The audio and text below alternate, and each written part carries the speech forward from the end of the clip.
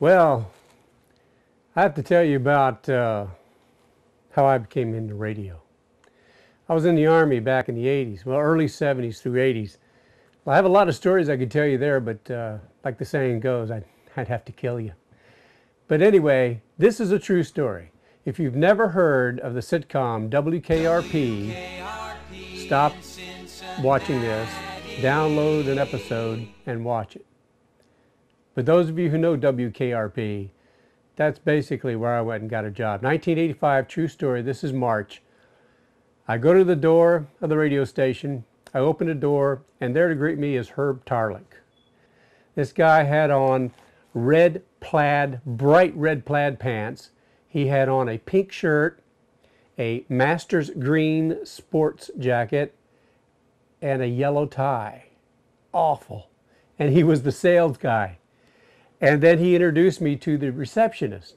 It was Jennifer Marlowe, a Lonnie look-alike, except she had brown hair and these great big, beautiful blue eyes. Gorgeous girl. Her name was Lynn. She was a receptionist.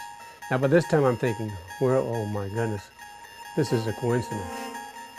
And then the bathroom door opens up and out staggers this guy, had his headphones like this around him, had a cup of coffee, looked like this, had a cigarette hanging out of his mouth, big mustache, hair everywhere.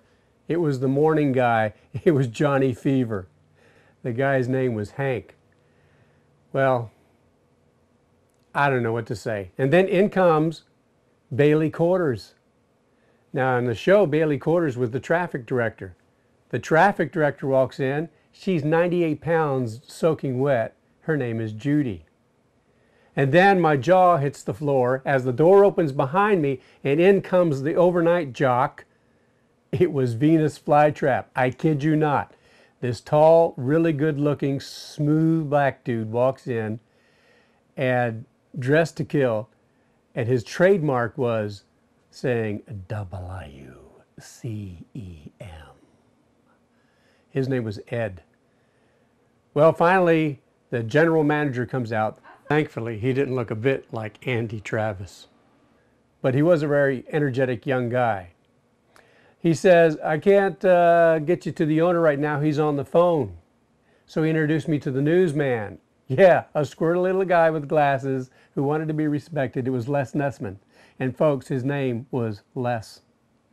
So finally, the guy gets off the phone, the owner, and he comes out. And he's chewing on this little stogie, or big stogie actually.